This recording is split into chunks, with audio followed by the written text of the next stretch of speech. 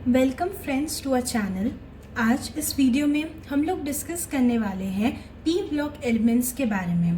P block elements क्या होते हैं? ऐसे एलिमेंट्स जिसमें जो लास्ट इलेक्ट्रॉन होता है वो पी सबशेल में एंट्री करता है, उन्हें हम कहते हैं पी ब्लॉक एलिमेंट्स।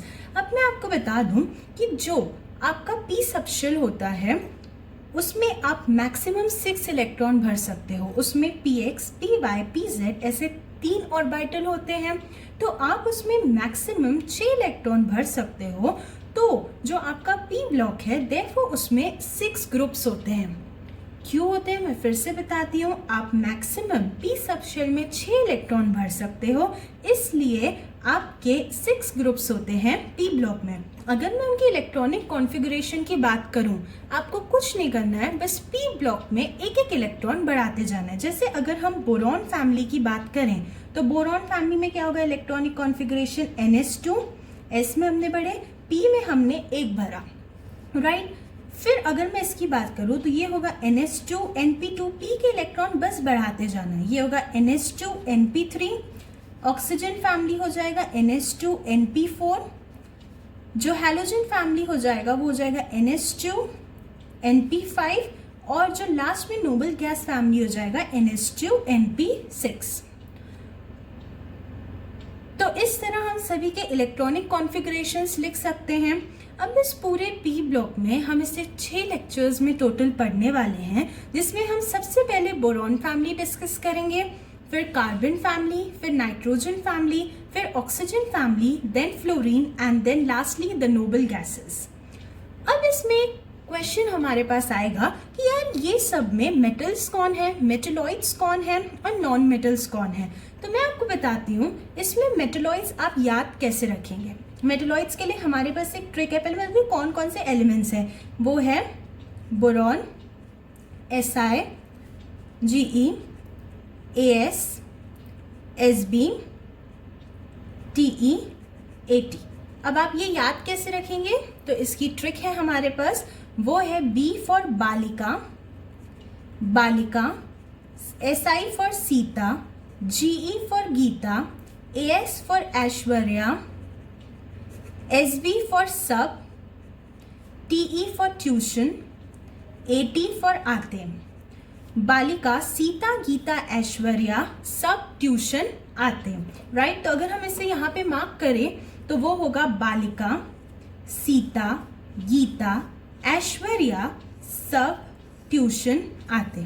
तो these all are the metalloids. अगर आपको पता लग गया कि मेटलॉइड्स कौन से हैं, मेटलॉइड्स के अगर आप ऊपर जाएंगे तो वो होंगे नॉन मेटल्स, और अगर आप मेटलॉइड्स के नीचे आएंगे तो वो होंगे मेटल्स। मतलब ये जो स्टेप लाइक स्ट्रक्चर है इसके सबके नीचे मेटल्स है और ऊपर क्या है? Metalloids. Therefore P block contains metals, non metals and metalloids, right. अब हम सबसे पहले बात करेंगे बोरॉन फैमिली की। बोरॉन फैमिली की हम बात कर रहे हैं। पहले तो मैं आपको बता दूं बोरॉन फैमिली में कौन कौन से एलिमेंट्स हो गए? बोरॉन, एल्यूमिनियम, Ga, आयन और Tl, गैलियम, इंडियम और थैलियम। अब इलेक्ट्रॉनिक कॉन्फ़िगरेशन हमने यहीं पे डिस्कस किया। क्या होगा? सबसे पहले P में आपने एक इलेक्ट्रॉन भरा NS2 NP1, तो हम इसे लिख देते हैं यहाँ पे। फिजिकल प्रॉपर्टीज में इलेक्ट्रॉनिक कॉन्फ़िगरेशन हो जाएगा NS2 NP1। अब हम ऑर्डर ऑफ साइज की बात करें तो हमें पता है कि जैसे ही आप नीचे जाओगे ग्रुप में नंबर ऑफ शेल्स बढ़ेंगे तो साइज बढ़ना चाहिए। बट यहाँ पे ऐसा होता है कि डी ब्लॉक कॉन्ट्रैक्शन और लैंथेनॉइड कॉन्ट्रैक्शन लगता है। पहले हम समझते हैं ये क्या है। डी ब्लॉक और लैंथेनॉइड कॉन्ट्रैक्शन क्या होता है? हमें सबसे पहले पता होना चाहिए ये न्यूक्लियस है। जैसे ही आप नीचे आओगे ग्रुप में तो आपके डी और एफ ब्लॉक इन्वॉल्व होते जाएंगे, और डी और एफ ब्लॉक की जो शील्डिंग होती है वो लो होती है। ये जो न्यूक्लियस होता है ना, ये अपने इलेक्ट्रॉन्स पे एक पुल लगाता है, राइट। अगर डी और एफ ब्लॉक आ गए, शील्डिंग को, शील्ड मतलब दीवार, दीवार मजबूत नहीं बना पाते डी और एफ वाले, इसलिए जो इलेक्ट्रॉन्स रहेंगे यहाँ पे उन्हें बहुत ज्यादा पुल मिलेगा। हम नीचे जा रहे हैं, हमारा एक्सपेक्टेशन है कि साइज बढ़ेगा, बट लैंथेनॉइड कॉन्ट्रैक्शन और डी ब्लॉक कॉन्ट्रैक्शन के कारण हमारा तो साइज कम हो रहा है, सिंस ये दीवार अच्छी नहीं बना पा रही, न्यूक्लियस अच्छी से इन्हें खींच ले रहा है। देयरफॉर ऑर्डर ऑफ साइज क्या हो जाएगा, बोरॉन से बढ़ेगा, फिर एल्यूमिनियम नहीं आएगा, गैलियम आएगा, फिर एल्यूमिनियम आएगा, देन इंडियम और थेलियम के साइजेस जो हैं वो अप्रोक्सीमेटली इक्वल हो जाते हैं, राइट। ये क्यों हुआ, क्योंकि डी ब्लॉक कॉन्ट्रैक्शन लगा एंड यहाँ पे लैंथेनॉइड कॉन्ट्रैक्शन। ये बात आपको ध्यान रखनी है। अब हम बात करते हैं आयनाइजेशन एनर्जी। आयनाइजेशन एनर्जी जो होती है ये इनवर्सली प्रोपोर्शनल होती है साइज के, बट इस ग्रुप में कुछ एक्सेप्शंस आते हैं। देयरफॉर जो ऑर्डर हो जाता है आयनाइजेशन एनर्जी का वो होता है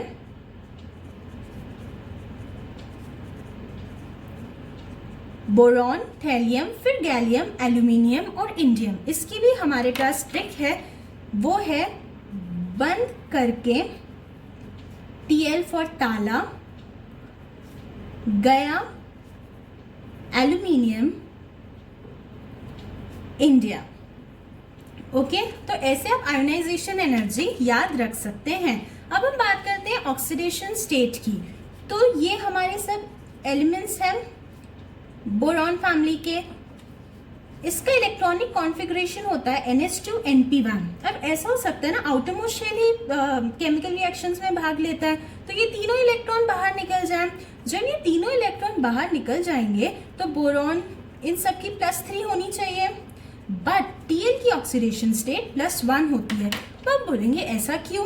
बिकॉज यहाँ पे एक इफेक्ट लगता है जिसे हम कहते हैं इनर्ट पेयर इफेक्ट। अगेन ये रीजन, आप जैसे नीचे जाओगे DNF ब्लॉक की इन्वॉल्वमेंट बढ़ते जाएगी, ये अच्छी दीवार नहीं क्रिएट कर पाते, देयरफॉर न्यूक्लियर पुल इंक्रीज हो जाता है। न्यूक्लियस का पुल इतना इंक्रीज हो जाता है कि वो S के इलेक्ट्रॉन को इतना टाइटली बाउंड करके रखता है कि उन्हें लूज नहीं करने देता। इलेक्ट्रॉन लूज होने को ही तो हम इसका ऑक्सीडेशन नंबर बोलते हैं। +1 मतलब 1 इलेक्ट्रॉन लूज, +3 मतलब 3 इलेक्ट्रॉन लूज। बट न्यूक्लियर पुल इतना बढ़ जाता है नीचे जाने से कि NH2 के जो इलेक्ट्रॉन्स होते हैं वो हो जाते हैं इनर्ट। इनर्ट का मतलब क्या होता है? Unreactive, right. देयरफॉर TL की ऑक्सीडेशन स्टेट स्टेबल वाली कौन सी होगी? +1। अब हम इलेक्ट्रोपॉजिटिविटी की बात करते हैं। इलेक्ट्रोपॉजिटिविटी में हम देख रहे हैं कि जो एल्यूमिनियम रहता है, जो मेटल्स रहती है, उनकी इलेक्ट्रोपॉजिटिविटी मेटलॉइड से ज़्यादा होगी। सो ये ऑर्डर, उसके बाद जो है इलेक्ट्रोपॉजिटिविटी घटने लग जाएगी ग्रुप में, गैलियम, इंडियम और थेलियम।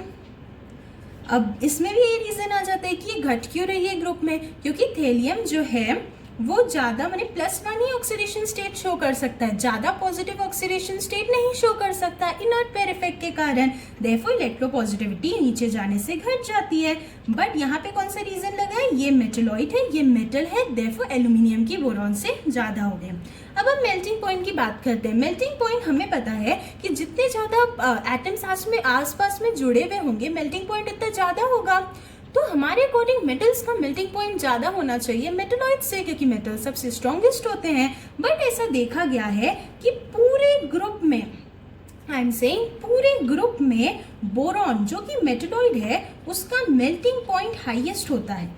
इसका रीज़न क्या होता है? Because of icosahedron structure. Icosahedron structure क्या होता है? जब उसके 12 फेसेस हों और 20 कॉर्नर्स हों। आपने इतना भी याद रख लिया कि बोरॉन का आइकोसाहेड्रॉन स्ट्रक्चर होता है, इसलिए मेल्टिंग पॉइंट हाईएस्ट होती है, तो वो भी सफिशिएंट है, राइट। अब हम बात कर रहे हैं, सॉरी, इसमें 12 कॉर्नर पॉइंट्स होते हैं और 20 फेसेस होते हैं। अब हम बात करते हैं डेंसिटी। डेंसिटी का फॉर्मूला क्या होता है? Mass upon volume. जैसे ही आपका मास इंक्रीज होगा आपकी डेंसिटी भी इंक्रीज होगी। जैसे ही आप ग्रुप में नीचे जाते हो तो मॉलिक्यूलर वेट बढ़ता है, मास बढ़ेगा। देयरफॉर आप जैसे ही नीचे जा रहे हो तो उनकी डेंसिटी भी इंक्रीज होगी ग्रुप में, राइट। अब हम गैलियम की बात करें तो गैलियम का मेल्टिंग पॉइंट होता है अराउंड 30 डिग्री सेल्सियस। तो जैसे ही आप ना गैलियम को पाम में रखोगे ना तो वो लिक्विड स्टेट में आपको मिलेगा थोड़ा। ऐसे क्यों होता है? क्योंकि हमारा बॉडी टेम्परेचर 32 डिग्री सेल्सियस से 37 डिग्री सेल्सियस पे होता है और इसका मेल्टिंग पॉइंट तो 30 डिग्री सेल्सियस है। देयरफॉर वो हमें लिक्विड स्टेट में मिलता है, राइट, ये हम डिस्कस कर लिए बोरॉन फैमिली की 8 फिजिकल प्रॉपर्टीज। अब हम आगे प्रोसीड करते हैं। वो क्या है, हम स्टडी करेंगे अभी केमिकल प्रॉपर्टीज। केमिकल प्रॉपर्टीज की अगर मैं बात करूं, सबसे पहले हम देखेंगे रिएक्शन विद ऑक्सीजन। अब हमें पता है कि बोरॉन, एल्यूमिनियम, गैलियम, इंडियम और थेलियम, इसमें जो है बोरॉन से लेके इंडियम तक +3 ऑक्सीडेशन स्टेट होती है और थेलियम की +1 ऑक्सीडेशन स्टेट होती है। तो अगर आपको मेटल लो और ऑक्सीजन, मेटल की ऑक्सीडेशन स्टेट +3 है और ऑक्सीजन की -2, क्रिस क्रॉस मेथड, तो इससे क्या बनेगा, M2O3 ये ऑक्साइड बनेगा। अगर आपने थेलियम दिए तो थेलियम की क्या है +1, ऑक्सीजन की -2, फिर से क्रिस क्रॉस, तो कौन सा ऑक्साइड बनेगा, Tl2O। तो ऐसे ऑक्साइड्स हमें इसके रिएक्शन से मिलते हैं। इसमें इंपॉर्टेंट बात ये होती है, जब एल्यूमिनियम ऑक्सीजन के साथ रिएक्ट करता है तो Al2O3 बनाता है एंड Al2O3 ये पैसिव नेचर की होती है, मतलब अनरिएक्टिव, इट डजंट रिएक्ट, और रिएक्ट ही नहीं करेगी तो एल्यूमिनियम का आगे करोजन नहीं होगा, therefore it is called as a self protective layer. अब हम नाइट्रोजन की रिएक्शन की बात करते हैं। नाइट्रोजन, जो बोरॉन, एल्यूमिनियम, सिर्फ यही 2 हैं पूरे ग्रुप में जो नाइट्रोजन के साथ रिएक्ट करते हैं। और रिएक्ट करेंगे तो हमें पता है बोरॉन, एल्यूमिनियम दोनों +3 में, नाइट्रोजन -3 में, क्रॉस मल्टीप्लाई कर दो तो ये क्या बन जाएगा, Bn कंपाउंड, और ये बन जाएगा Aln। एक इंपॉर्टेंट बात है, जो BnX होता है ना, इसे हम कहते हैं इनऑर्गेनिक ग्रेफाइट। ओके, इसका नाम हमने क्या बताया, इनऑर्गेनिक ग्रेफाइट। हम इसके में थोड़ा सा पढ़ते हैं। इनऑर्गेनिक ग्रेफाइट क्यों बोले गया इसे, बिकॉज ग्रेफाइट का लेयर स्ट्रक्चर होता है, इसका भी लेयर स्ट्रक्चर होगा। इसमें ध्यान रखना, x की वैल्यू हमेशा ग्रेटर देन 3 होगी। ग्रेटर देन 3 तो हम सपोज करते हैं x की वैल्यू 3 है, उसका स्ट्रक्चर देखते हैं, Bn3। Bn3 का अगर कोई मुझे स्ट्रक्चर बोले तो मैं 3 बोरॉन बना दूंगी और बीच में 3 नाइट्रोजन, तो आपकी एक हेक्सागोनल रिंग स्ट्रक्चर टाइप का बन जाएगा। ओके, अब हम बात करते हैं reaction with water boron family की। रिएक्शन विद वाटर में बोरॉन फैमिली का एल्यूमिनियम को छोड़ के कोई भी एलिमेंट वाटर के साथ रिएक्शन नहीं देगा, and aluminium also hot water के साथ रिएक्ट करेगा, कोल्ड वाटर के साथ नहीं करेगा। तो हॉट वाटर H2O के साथ रिएक्ट करके क्या बनाएगा, aluminium oxide plus H2 gas evolve. H2 gas क्या होती है, पॉपिंग साउंड से इवॉल्व होती है। अब हम बात करते हैं reaction with acid base. Acid base की रिएक्शन की बात करूं तो अब ये हम सोचेंगे कि यार कौन एसिड के साथ रिएक्ट करेगा और बेस के साथ कौन करेगा।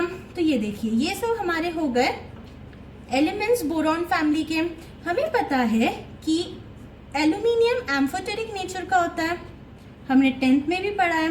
एम्फोटेरिक मतलब क्या, which react with acid as well as base. Okay, अब ये 3 क्या है, they are metals and we all know that metals are basic in nature, क्योंकि मेटल्स इलेक्ट्रॉन लूज करते हैं। ओके, अब मेटल्स हैं एंड बोरॉन क्या है, मेटलॉइड। बोरॉन की स्पेशल रिएक्शंस होती है, बिकॉज आप देखिए बोरॉन जो है ना, बोरॉन को नॉर्मल एसिड का कोई फर्क नहीं पड़ता, वो रिएक्शन नहीं दिखाएगा। ओके, और अगर आपने कॉन्सेंट्रेटेड एसिड लिया, if you take concentrated acid, तो भी यहाँ पे एसिड की तरह काम नहीं करते, they behave as oxidising agent. हम कुछ रिएक्शन से देखते हैं, जैसे बोरॉन जब कॉन्सेंट्रेटेड HNO3 के साथ रिएक्ट करेगा, so it behaves as oxidising agent. Oxidising agent क्या करेगा, दूसरों का ऑक्सीडेशन, खुद का रिडक्शन। देयरफॉर इसने से ऑक्सीडाइज करके H3BO3, जिसमें बोरॉन +3 में होता है, उसमें कन्वर्ट कर दिया और खुद रिड्यूस हो गया। सिमिलरली आप अगर कॉन्सेंट्रेटेड H2SO4 के साथ भी रिएक्ट कराएंगे, वो भी ऑक्सीडाइजिंग एजेंट की तरह काम करेगा। उसने बोरॉन को कर दिया ऑक्सीडाइज +3 में और खुद हो गया रिड्यूस। राइट, तो ये हमारी होगी बोरॉन की रिएक्शन। अब हम सेकेंड इसमें किसमें बात करेंगे, एल्यूमिनियम। एल्यूमिनियम अभी मैंने बताया एम्फोटेरिक का है, मतलब एसिड और बेसिक दोनों कैरेक्टरिस्टिक दिखाएगा। तो पहले हम इसकी एसिड के साथ रिएक्शन कराएंगे, तो इस टाइम ये किसकी तरह काम करेगा, बेस के साथ। ओके और जब हम उसकी बेस जैसे NaOH के साथ रिएक्ट कराएंगे तो किसकी तरह काम करेगा, एसिड की तरह। तो जब एल्यूमिनियम और HCl का रिएक्शन होता है तो AlCl3 और हाइड्रोजन गैस बनती है। और अगर एल्यूमिनियम और NaOH का रिएक्शन होता है तो आपका NaAlO2 जिसमें एल्यूमिनियम +3 में है और हाइड्रोजन गैस बनती है, राइट। अब हम आगे जाते हैं, गैलियम, इंडियम और थेलियम ये मेटालिक नेचर के होते हैं, तो ये बेसिक नेचर के हैं, therefore they will react with acid. तो हम HCl के साथ रिएक्शन करा रहे हैं। गैलियम की stable state +3, criss cross method, ये +3 में है, क्लोरीन -1 में है, क्रिस क्रॉस आपने किया, गैलियम क्लोरीन +3 -1, तो ये हो जाएगा GaCl3 प्लस H2 गैस बाहर। सिमिलरली अगर आपने इंडियम लिया, इंडियम की भी स्टेबल +3 होती है, तो आपकी क्या बन जाएगा प्रोडक्ट, InCl3 और H2 गैस बाहर। अगर आप Tl लो, Tl की तो +1 स्टेबल होती है, क्लोरीन की -1, तो TlCl ये आपका कंपाउंड बनेगा और H2 गैस आपकी तीनों केस में बाहर निकल जाएगी पॉपिंग साउंड के साथ। अब हम बात करते हैं रिएक्शन विथ हैलोजन। हैलोजन के साथ जो रिएक्शन होता है ना, फ्लोरीन, क्लोरीन, ब्रोमीन, आयोडीन, तो हम अगर पूरे ब्लॉक की हैलोजन के साथ रिएक्शन करा रहे हैं, अगेन उनकी ऑक्सीडेशन स्टेट्स मैटर करेंगी। हमें पता है इंडियम तक +3 स्टेबल होता है, देयरफॉर अगर मेटल की +3 है, हैलोजन फॉर सपोज अब चलो Xc ले लो, जनरल कोई भी आपने लिया, ये -1 है, वैसे ही आपने क्रिस क्रॉस मेथड किया तो ये 3 इसके पास गया, -1 इसके पास, मतलब MX3 आपका ऐसा बनेगा। पर Tl की स्टेबल तो +1 होती है, तो इसमें क्या हो जाएगा, Tl की स्टेबल +1, क्लोरीन ले लो फॉर सपोज, तो इसकी -1, तो क्या कंपाउंड बन जाएगा, TlCl, इन जनरल क्या बन जाएगा, TlX। अब हमें बोरॉन की जो हैलाइड्स होती है उस पर डिस्कशन बहुत इंपॉर्टेंट होता है, राइट। तो हम उसके बारे में थोड़ा डिस्कस करते हैं। जो बोरॉन की हैलाइड्स हैं इनकी फिजिकल स्टेट्स हमें पता रहना चाहिए। इसका रीजन क्या होता है, इसमें आपको पूछेगा कौन सा सॉलिड है, कौन सा लिक्विड है, कौन सा आपका गैसियस स्टेट में है, तो हम इसमें बोलेंगे हमें पता है as you go down the group आपका मॉलिक्यूलर वेट इंक्रीज कर रहा है। आपका मॉलिक्यूलर वेट इंक्रीज करता है ना, तो आपका van der Waals force of attraction, van der Waals force of attraction भी इंक्रीज करता है। और जैसे ही आपकी फोर्स ऑफ अट्रैक्शन बढ़ेगी, सबसे ज्यादा फोर्स ऑफ अट्रैक्शन किस में होती है, सॉलिड में, तो जिसका मॉलिक्यूलर वेट ज्यादा उसमें फोर्स ऑफ अट्रैक्शन ज्यादा, देयरफॉर उसकी जो स्टेट होगी वो क्या होगी, सॉलिड। तो Bi3 कौन सी स्टेट में रहता है, सॉलिड स्टेट, BBr3 किस में रहता है, लिक्विड में, और बाकी दोनों जो होते हैं वो किस में होते हैं, गैसियस स्टेट में। ये एक इंपॉर्टेंट बात हमने देखी। अब बोरॉन हैलाइड्स में लुईस एसिड ऑर्डर पूछते हैं। लुईस एसिड क्या होती है, E स्टैंड्स फॉर एक्सेप्टर। ऐसे जो एक्सेप्टर होते हैं किसके, लोन पेयर के, उन्हें हम कहते हैं लुईस एसिड। अब हम अच्छे से बात करते हैं BF3 के बारे में। ये देखिए BF3 जो होता है ये, राइट, BF3 में boron atomic number 5 electronic configuration क्या होगा, 1s2 2s2 2p1। Outer most shell का देखिए तो ये है 2s और ये है 2p। एक्साइटेड स्टेट में ये इलेक्ट्रॉन इधर चला जाएगा, मतलब इसके पास तो एक p ऑर्बिटल क्या है, खाली है, राइट, ये है उसका p ऑर्बिटल जो कि खाली है। तो BF3 का सही स्ट्रक्चर क्या होगा, ये 3 बॉन्ड बनाया उसने और ये ऑर्बिटल खाली है। अब बताओ कोई लोन पेयर एक्सेप्ट क्यों करेगा, जब वो खुद गरीब होगा। केमिस्ट्री में गरीब कौन होता है, जिसके आउटर मोस्ट शेल में नॉट 8 इलेक्ट्रॉन्स प्रेजेंट हो। 8 इलेक्ट्रॉन प्रेजेंट हो तो वो नोबल गैस कॉन्फ़िगरेशन होता है, वो स्टेबल हो जाता है, ऑक्टेट कंप्लीट होता है। बट इसके पास 8 इलेक्ट्रॉन नहीं है, तो हम काउंट करते हैं। बोरॉन ने 3 बॉन्ड बनाया, एक बॉन्ड में 2 इलेक्ट्रॉन, देयरफॉर इसके पास तो है 6 इलेक्ट्रॉन। देयरफॉर ये इलेक्ट्रॉन को एक्सेप्ट करना चाहेगा, लोन पेयर को एक्सेप्ट करना चाहेगा, बट अब किस ऑर्डर में करेगा। तो पहले हमने देखा कि बोरॉन जो है उसके पास आउटर मोस्ट शेल में 6 इलेक्ट्रॉन है, मतलब वो अनस्टेबल है। उसकी डिमांड क्या है कि भाई 8 इलेक्ट्रॉन हो जाए। तो ये डिमांड पूरी करने के 2 तरीके होते हैं। एक होता है यहाँ पे बैक बॉन्डिंग और दूसरा होता है लुईस एसिड। लुईस एसिड क्या होगा कि वो लोन पेयर एक्सेप्ट कर रहे, 2 इलेक्ट्रॉन एक्सेप्ट किया, 8 इलेक्ट्रॉन हो गए। या तो बैक बॉन्डिंग। अब बैक बॉन्डिंग क्या होता है, जब भी आपका सेंट्रल मेटल एटम या कोई भी हो उसके पास लोन पेयर की कमी हो, इलेक्ट्रॉन की कमी हो और बाजू वाला नेबर के पास लोन पेयर हो, तो ये बाजू वाला अपना लोन पेयर उसके खाली ऑर्बिटल, वेकेंट ऑर्बिटल में दे देता है। इसी कंसेप्ट को हम कहते हैं back bonding. But back bonding जो है ओवरलैपिंग पे डिपेंड करती है। बैक बॉन्डिंग किस पे डिपेंड कर रही है हमारी, ओवरलैपिंग पे। अगर हम BF3 में बात करें तो बोरॉन सेकेंड पीरियड का 2p इन्वॉल्व होगा ओवरलैपिंग में और फ्लोरीन का भी 2p होगा।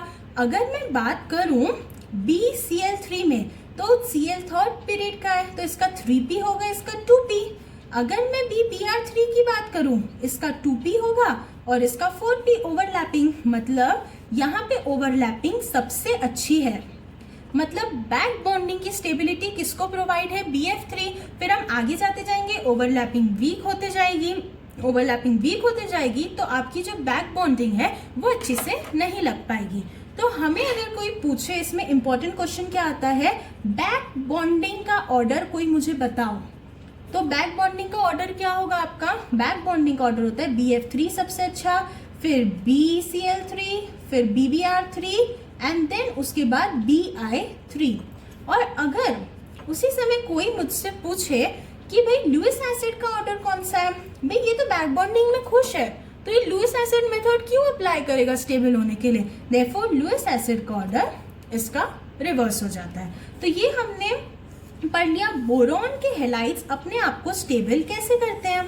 अब हम बात करेंगे कि एल्यूमिनियम के हैलाइड्स अपने आप को स्टेबल कैसे करते हैं। पहली बात तो एल्यूमिनियम के जो भी हैलाइड्स है वो बैक बॉन्डिंग नहीं करते, because back bonding thoroughly depends on overlapping. अगर साइजेस बहुत बड़े हो जाएं तो ओवरलैपिंग सक्सेस नहीं होती, देयरफॉर बैक बॉन्डिंग तो नहीं होगी। अब हम बात करते हैं डाइमराइजेशन में। जो AlF3 होता है ना, AlF3 इसमें डाइमर नहीं होता, बाकी सब डाइमर एग्जिस्ट करते हैं। क्यों नहीं होता, बिकॉज अपन ने देखे कि अगर इसको डाइमर फॉर्म करना है तो फ्लोरीन को अपना लोन पेयर डोनेट करना पड़ेगा, बट फ्लोरीन मोस्ट इलेक्ट्रोनेगेटिव होता है, ये अपना लोन पेयर डोनेट नहीं करता, देखो इसमें डाइमर फॉर्म नहीं होता। अब हम बात करते हैं AlCl3, ये डाइमर फॉर्म करता है स्टेबल होने के लिए। अगर ये डाइमर फॉर्म करेगा तो क्या बनाएगा, Al2Cl6। Al2Cl6 में हम देख रहे हैं इसने क्या किया,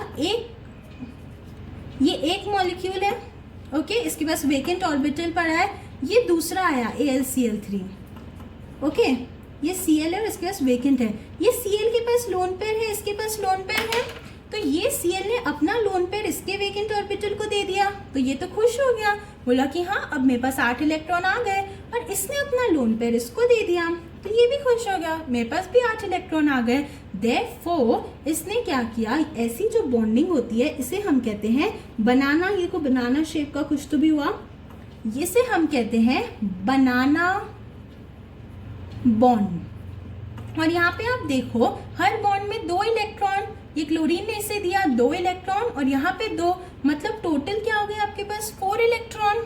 तो ये क्या है, AlClAl, मतलब 3 एटम, इसे कहते हैं हम 3 सेंटर 4 इलेक्ट्रॉन। और इतना ध्यान रखना आपके पास ये एल्यूमिनियम है, ये ब्रिज पे जो आपके जो 2 क्लोरीन होते हैं ना, ये एक क्लोरीन ऊपर होता है और एक क्लोरीन नीचे होता है और बाकी सब प्लेन में होते हैं। तो जो ब्रिजिंग क्लोरीन है ये वाला और ये वाला, ये लोग आउट ऑफ प्लेन रहते हैं क्योंकि इन्हें रिपल्शन मिनिमाइज करना है, तभी कंपाउंड स्टेबल होगा।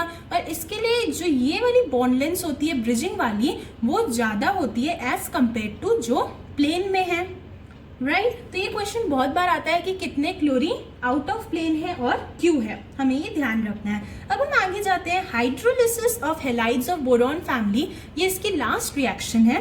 इसमें हम क्या करेंगे, हाइड्रोलिसिस में जब भी आप बोरॉन BF3, BCl3 इनका हाइड्रोलिसिस करेंगे, हाइड्रोलिसिस मतलब वाटर के साथ रिएक्शन, बोरॉन के पास वेकेंट ऑर्बिटल है, ऑक्सीजन के पास लोन पेयर है। जब ऑक्सीजन अपना लोन पेयर उसके वेकेंट ऑर्बिटल को डोनेट कर देता है तो हम उसे क्या कहते हैं, हाइड्रोलिसिस होना। तो अब BCl3 के केस में हम देखते हैं, ये थोड़ा अलग होता है BF3, बाकी तीनों में सेम प्रोसीजर होता है।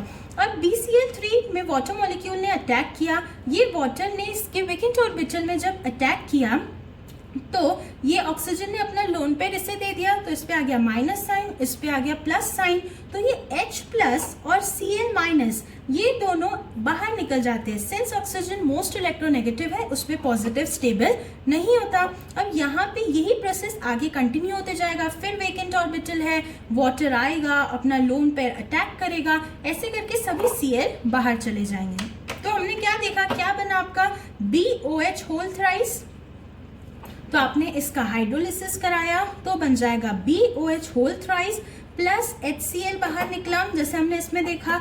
आप BBr3 ले लो, फिर से वही प्रोडक्ट बनेगा BOH होल थ्राइस, बस यहाँ पे ब्रोमीन बाहर निकलेगा, और अगर आप I ले लो तो यहाँ पे HI बाहर निकलेगा। बट जो BF3 होता है ना उसमें पार्शियल हाइड्रोलिसिस होता है। क्या होगा, इसमें भी सेम यही प्रोडक्ट सबसे पहले बनेंगे, BOH होल थ्राइस और HF। BOH होल थ्राइस को हम H3BO3 भी लिख सकते हैं। H3BO3 और HF जो है फिर से रिएक्ट करते हैं और H plus molecule plus BF4 minus बनाते हैं, देयरफॉर इसे हम कहते हैं पार्शियल हाइड्रोलिसिस। तो इसके प्रोडक्ट्स क्या हो जाएंगे, BOH whole thrice plus HF तो होगा ही, बट पार्शियल हाइड्रोलिसिस के कारण BF4 माइनस भी बनेगा। तो इसके साथ हमने जितने भी केमिकल रिएक्शंस है इसे एंड किया, राइट। अब हम आगे आते हैं बोरॉन के दो एग्जिस्टेंस। बोरॉन दो फॉर्म्स में एग्जिस्ट करता है, एक अमॉर्फिस बोरॉन और एक क्रिस्टलाइन बोरॉन। अमॉर्फिस बोरॉन की अगर मैं बात करूं तो इसका जो प्रिपरेशन है, अमॉर्फिस बोरॉन को मैं AB लिखती हूँ एंड क्रिस्टलाइन बोरॉन को CB। ओके, अमॉर्फिस बोरॉन के प्रिपरेशन में आप B2O3 प्लस Mg यूज करेंगे तो आयंस एक्सचेंज हो जाएंगे, आपका अमॉर्फिस बोरॉन मतलब AB बनेगा प्लस आपका MgO। अगर आप BBr3 की रिएक्शन H2 के साथ कराएंगे, वो भी टंगस्टन वायर लेके, टंगस्टन वायर के प्रेजेंस में, तो आपका जो कंपाउंड बनेगा वो बनेगा CB, that is crystalline boron, और HBr आयंस एक्सचेंज हुआ, ये प्लस था इसने इसका माइनस ले गया और HBr साथ में बन जाएगा। ओके, बट हमें पता है BBr3 की रिएक्शन, BBr3 कैसे बना, बोरॉन ने ब्रोमीन के साथ रिएक्ट किया जिसमें हमने हेलाइड्स के साथ रिएक्शन पढ़ चुके हैं। B2O3 कैसे प्रिपेयर होता है ये हमें जानना है। B2O3 प्रिपेयर होता है बोरैक्स। इसकी ट्रिक जो है प्रिपरेशन की वो है एक वर्ड HAWT, इसकी सिमिलर प्रोनाउंसिंग होती है हॉट। ओके, हमें पता है borax is related to sindoor, so you can remember this word. अब इसमें H क्या सिंबलाइज करता है, H होता है, सबसे पहले आप इसे हीट करेंगे, A मतलब आप एसिड के साथ रिएक्शन करेंगे, W वाटर के साथ एंड T टेम्परेचर देंगे उसे। ओके, तो सबसे फर्स्ट स्टेप हमने लिया बोरैक्स। बोरैक्स होता है Na2B4O7.10H2O। इसको हीट किया तो इसके वाटर मॉलिक्यूल्स बाहर चले जाएंगे, Na2B4O7 बचा। सेकेंड स्टेप है एसिड के साथ रिएक्शन, हम कोई भी एसिड ले सकते हैं, फॉर इंस्टेंस मैंने ले लिया HCl, तो क्या होगा, आयंस एक्सचेंज, यहाँ पे Na है पॉजिटिव आयन, अब आ जाएगा हाइड्रोजन क्योंकि NaCl बन जाएगा यहाँ से। तो एसिडिफिकेशन करने से हमारा प्रोडक्ट बन गया H2B4O7। ओके, थर्ड स्टेप मैंने बोला वाटर के साथ रिएक्शन। H2B4O7 जब वाटर के साथ रिएक्ट करता है तो आपकी एसिड बनेगी सेम ऑक्सीडेशन स्टेट +3 वाली, जो यहाँ पे है बोरॉन +3 में +3 वाली एसिड। एंड लास्टली अगर आप इसे हीट करते हैं, इफ यू हीट इट, तो आपका बन जाता है B2O3, जिसे हम बोलते हैं बोरिक अनहाइड्राइड, या फिर हम इसे बोरिक ऑक्साइड भी बोलते हैं। ओके, अब हम बात करेंगे इसके बाद अब हम डिस्कस करेंगे कंपाउंड्स ऑफ बोरॉन। उसमें सबसे पहले हम डिस्कस करने वाले हैं बोरैक्स के बारे में। बोरैक्स का फॉर्मूला क्या होता है? Na2B4O7.10H2O। इसका सबसे इम्पॉर्टेंट पार्ट होता है इसका स्ट्रक्चर। यूजुअली बच्चों को लगता है कि इसमें वाटर ऑफ क्रिस्टलाइजेशन कितने हैं? 10 वाटर ऑफ क्रिस्टलाइजेशन, बट ये सिर्फ इजी लर्निंग के लिए ऐसा फॉर्मूला लिखा जाता है। बोरैक्स का एक्चुअल फॉर्मूला होता है Na2B4O5OH4.8H2O। तो अगर इसमें वाटर ऑफ क्रिस्टलाइजेशन कोई पूछे तो कितने हैं? There are 8 water of crystallisation, not 10। अगर इसके स्ट्रक्चर की बात करें, सबसे पहले आपको क्या करना है? 4 बोरॉन आपको दिख रहे हैं, तो आप 4 बोरॉन के एटम बना लेंगे इसमें। उसके बाद आपको क्या दिख रहा है? 5 ऑक्सीजन। तो हर बोरॉन के बीच में आप ऑक्सीजन इंट्रोड्यूस करेंगे, 1 2 3 4, और जो आपका 5th ऑक्सीजन होगा वो क्या होगा? ऐसा ज्वाइन करता हुआ। उसके बाद क्या है? OH4। आपके पास 4 बोरॉन है, तो चारों बोरॉन के पास एक एक OH का मॉलिक्यूल हो जाएगा, ठीक है? OH का एटम सबके पास हो जाएगा। उसके बाद यहाँ है आपका Na and then there are 8 water of crystallisation. यहाँ पे अगर आप देखिए बोरॉन एक्चुअली 3 ही बॉन्ड बनाता है, बट यहाँ पे इसने 4 बॉन्ड बनाया हुआ है, देखो यहाँ पे एक नेगेटिव चार्ज होगा। यहाँ पे भी उसने 4 बॉन्ड बनाया है, इसलिए ये क्या होगा? Negatively charged. ये 2 नेगेटिव चार्ज है, देखो Na पे क्या होगा? +2 का चार्ज। इसमें पूछा जाता है बोरॉन एटम की हाइब्रिडाइजेशन। तो ये बोरॉन ने 3 बॉन्ड बनाए हुए हैं, therefore it is sp2 hybridise. क्यों sp2? Because it is forming 3 bond. और अगर हम इस बोरॉन की बात करें, इसने 4 बॉन्ड बनाए हुए हैं। If it forms 4 bond, so it is sp3 hybridised. तो ये था इसका structure. Then we talk about the reaction with water. देखो इसमें जब आप वाटर के साथ रिएक्ट करेंगे तो यहाँ पे जो आपका पॉजिटिव आयन है वो क्या है? Na है। और वाटर कैसे होता है? H+ और OH-। यहाँ पे Na पॉजिटिव है और OH- नेगेटिव है, तो आपका प्रोडक्ट क्या बनेगा? NaOH प्लस दूसरा प्रोडक्ट क्या बनेगा आपका? यहाँ H और यहाँ पे B4O7, मतलब H2B4O7। फर्दर अगर आप H2B4O7 में वाटर ऐड करते हैं तो H3BO3 बनता है। ये हमने B2O3 के प्रिपरेशन में भी देखा था ये रिएक्शन। तो फाइनली आपका प्रोडक्ट क्या आया? H3BO3 plus NaOH। अब हमें पता है कि H3BO3 क्या है? It is a weak acid and NaOH is a strong base. Strong base होने के कारण ये सोल्यूशन कैसा होता है? बेसिक नेचर का।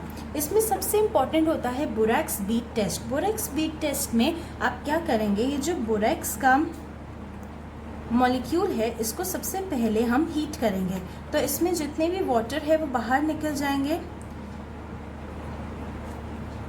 तो वाटर मॉलिक्यूल्स बाहर निकल गए। देन फर्दर हम जब इसे हीट करते हैं ना, तो हमारे पास बनता है सोडियम मेटाबोरेट प्लस B2O3, ठीक है? सोडियम मेटाबोरेट, ये पूरे को हम लोग कहते हैं ट्रांसपेरेंट ग्लासी बीट,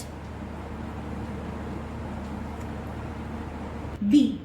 अब ये जो है use of borax bead test, इसका यूज क्या है? जब भी आप ये बीट को कोई भी मेटल सॉल्ट आपने लिया, उसमें आपने इसे डिप किया, ओके, एंड सेकेंड स्टेप आप इसे हीट करेंगे।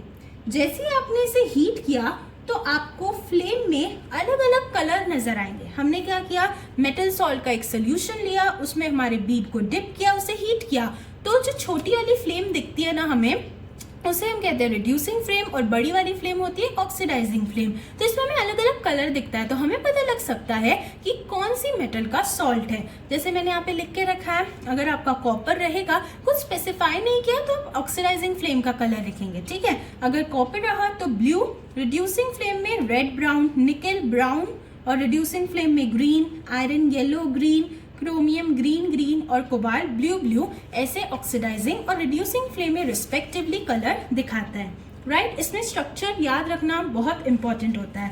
अब हम इसमें आगे प्रोसीड करेंगे। हमारे सेकेंड कंपाउंड जो है हमारा boric acid. Boric acid H3BO3 है, हम इसे BOH होल थ्राइस भी लिख सकते हैं, ऐसे मत समझना ये बेस है, राइट? हम ऐसे BOH होल थ्राइस भी लिख सकते हैं। अगर मैं इसकी प्रिपरेशन की बात करूं तो हमने अभी डिस्कस किया B2O3 के प्रिपरेशन में हमारे थर्ड स्टेप में देखो H3BO3 बन रहा है, मतलब ये एक तरीका है इसे प्रिपेयर करने का।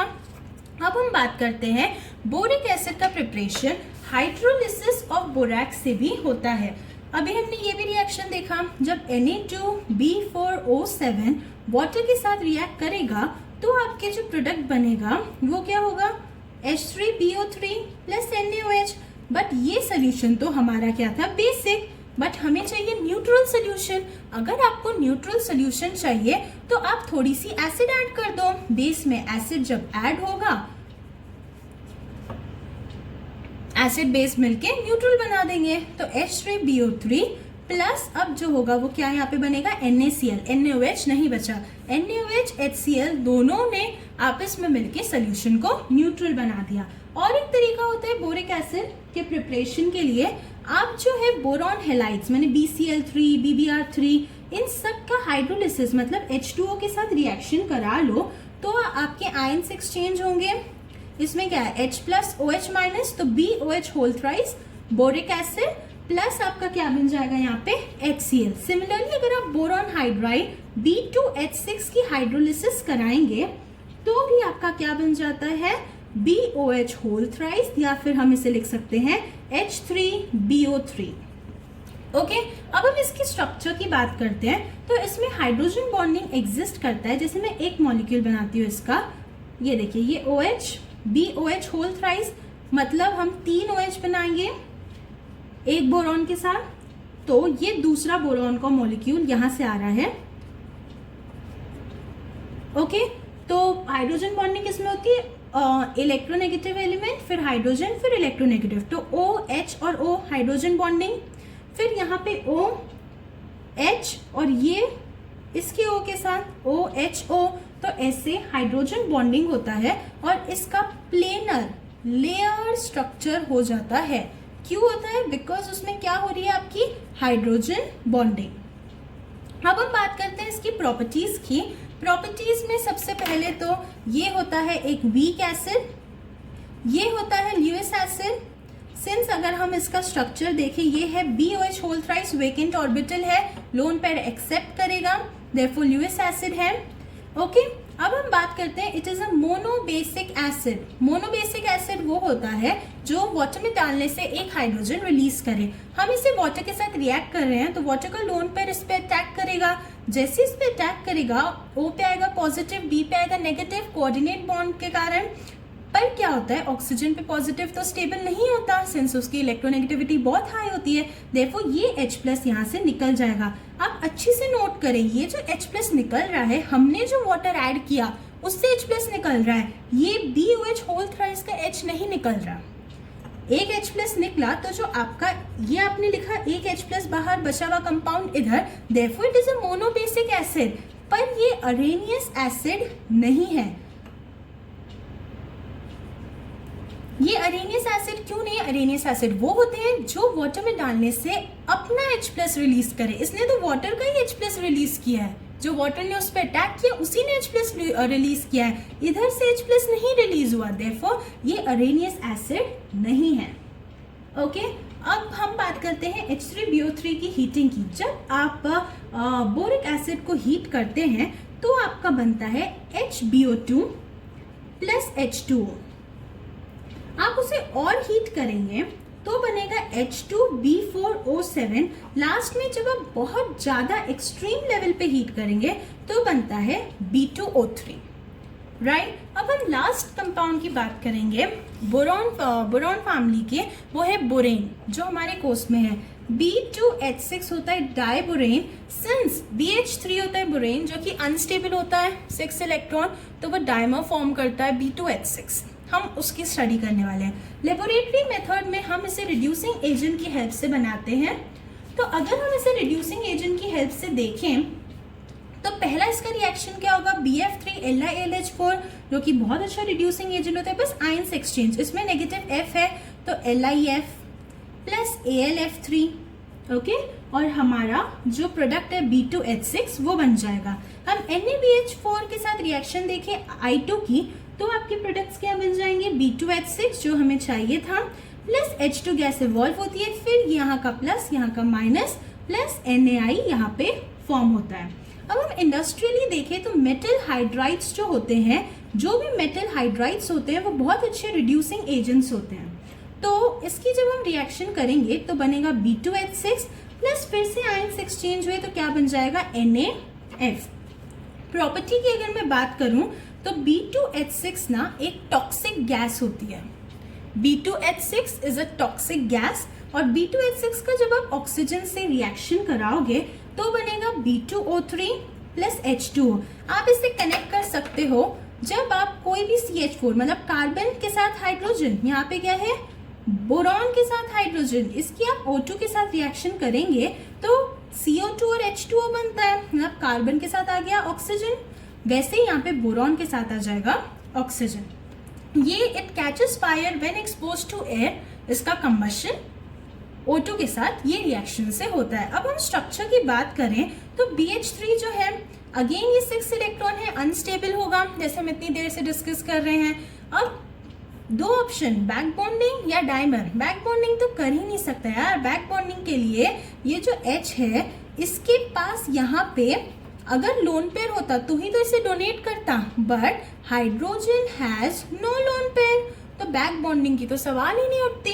अब बात करते हैं डाइमराइजेशन, तो यस B2H6 एग्जिस्ट करता है डाइमर फॉर्म में। एक्चुअली क्या होता है, ये एक मॉलिक्यूल है, it has a vacant orbital, या ये दूसरा आया BH3 का, इसके पास है वेकेंट ऑर्बिटल।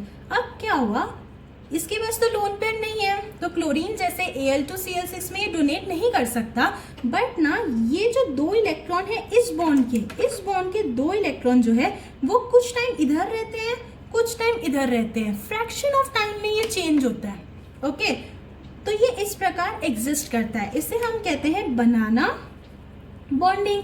यहाँ पे इलेक्ट्रॉन नहीं है, कभी ये ही 2 इलेक्ट्रॉन कभी यहाँ है, कभी ये 2 इलेक्ट्रॉन यहाँ पे है, तो ये है तो बनाना बॉन्डिंग।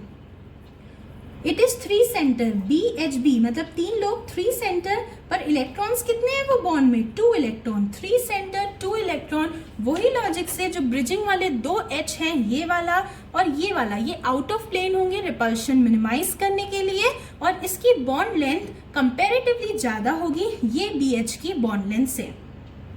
तो इसके साथ हमने जो बोरॉन फैमिली है उसके सभी रिएक्शंस, उसके फिजिकल प्रॉपर्टीज, केमिकल प्रॉपर्टीज, उसके एग्जिस्टेंस बोरॉन का, अमॉर्फस और क्रिस्टलाइन बोरॉन का, और लास्टली उसके 3 इंपॉर्टेंट कंपाउंड स्टडी किया है। अगर आपको ये वीडियो पसंद आई तो प्लीज़ लाइक, शेयर और सब्सक्राइब कीजिएगा। Thank you.